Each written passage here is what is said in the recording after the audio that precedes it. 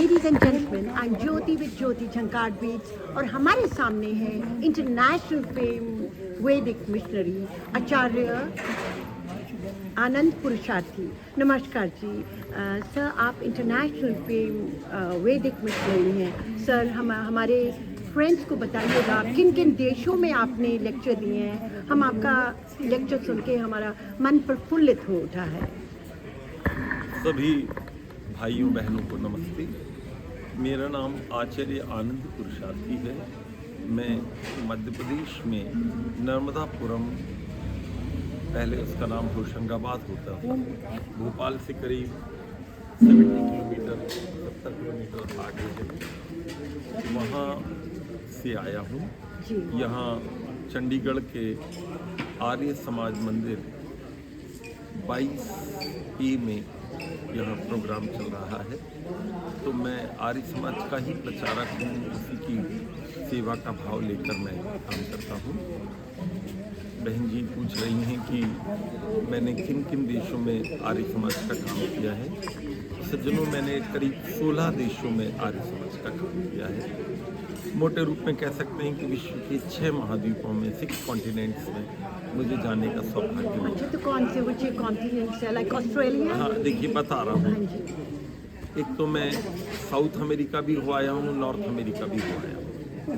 इधर आगे चलें तो हॉलैंड है, इंग्लैंड है, बैंकॉक है, हाँ थाईलैंड, जिसको थाईलैंड कहते हैं, बर्मा नाम का देश जो है, इधर बांग्लादेश में जहाँ ये झगड़ा वगड़ा चल रहा है, यहाँ पर भी मैंने आर्य समाज का काम किया है। इसके बाद और आगे चलिए, मलेशिया और सिंगापुर भी हो आया हूँ। साउथ अफ्रीका भी आर्य समाज का काम किया है। नहीं, कनाडा नहीं, अटलांटा गया था अमेरिका। अटलांटा यूएसए में? रियली? वो यूएसए में, लेकिन अटलांटा कनाडा बिल्कुल अलग है। अटलांटा में आप कहाँ पे आपने दिया? मेरी छोटी बहन रहती है अटलांटा में। और कौन सी जगह अटलांटा में सर? आर्य समाज का जो मंदिर है वहाँ, उसको ये लोग वेद मंदिर कहते हैं, क्या कहते हैं, वहाँ मैंने कार्यक्रम हुआ था। और एक्चुअल में वो इंटरनेशनल कॉन्फ्रेंस थी। 2018 की बात। अच्छा। तो वो ओम टेम्पल या वेद टेम्पल, ऐसा कोई नाम लेते हैं वो लोग। बड़ा अच्छा, बड़ा विशाल भवन है वहाँ पर।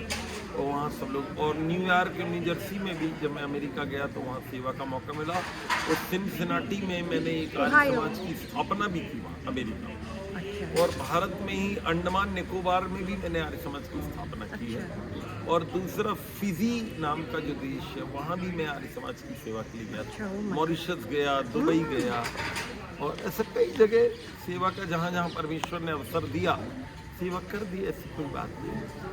सर, मेरा ये मैं जानना चाहती हूँ आचार्य जी, आजकल देखिए इतने महात्मा आ गए हैं, आप कोई भी चैनल देखेंगे तो आप समझते हैं कि आर्य समाज की जो है वो कम हुआ है कि ज़्यादा हुआ है? बिकॉज आजकल बहुत कुछ है सुनने को, बहुत महात्मा लोग हैं। कौन लोग हैं जो हमारे अनुयायी हैं? आपका अपने प्रश्न है। मेरा निवेदन ये है कि अगर संख्या की दृष्टि से देखें तो भीड़ आपको दूसरे संप्रदायों में, विचारधाराओं में ज़्यादा मिलेगी।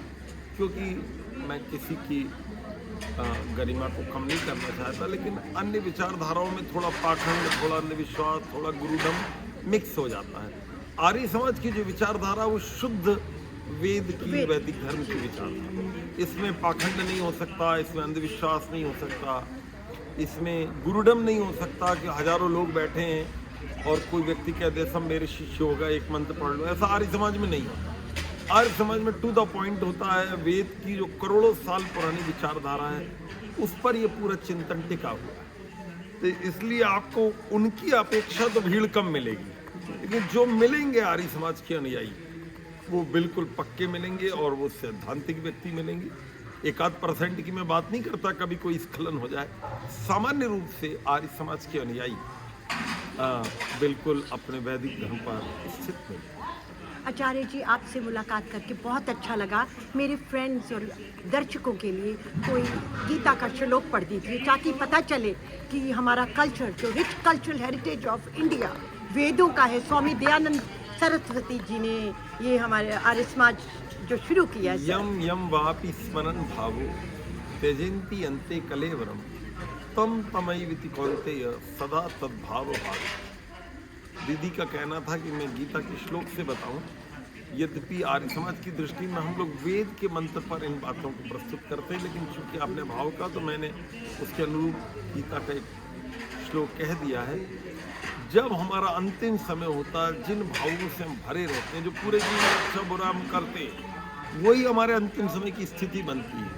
तो वो जो स्थिति बनती है उससे हमारा अगला जन्म भी उसी आधार पर होता है। और इसी को यदि आप कहें तो यजुर्वेद में बड़ा सुंदर 40वें अध्याय में भी वर्णन आया है। कुर्वन्ने वेह कर्माणि दिजि विशेषतम समा एवं तो ना नित्य स्थिति ना कर्म लिप्यते न। व्यक्ति को कर्म में लिप्त भी नहीं होना है और पूरा जीवन ध्यान चिंतन मनन उत्तम कर्मों का अनुष्ठान करते हुए ईश्वर की ओर बढ़ते चले जाना है, तो जीवन सार्थक होगा। और जो गृहस्थी महानुभाव मेरा ये छोटा सा इंटरव्यू बहन जी ने लिया, ये सुन रहे हो, तो संस्कारों से संतानों को तैयार किया। 16 संस्कार बोलते हैं, पता किसी को नहीं। विवाह होने के बाद प्रायः आप लोग हनीमून में बच्चों को भेज देते हैं। वैदिक संस्कृति में हनीमून में नहीं भेजा जाता। गर्भाधान संस्कार के लिए ब्रह्मचर्य का पालन करके यज्ञ के अनुष्ठान पूर्वक संतान का आह्वान भगवान की कृपा से होता है।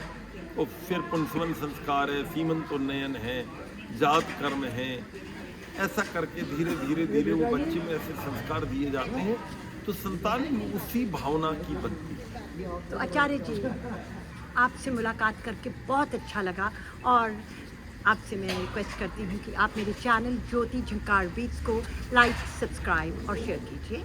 नमस्कार। नमस्ते। ये हमारी बेटी है।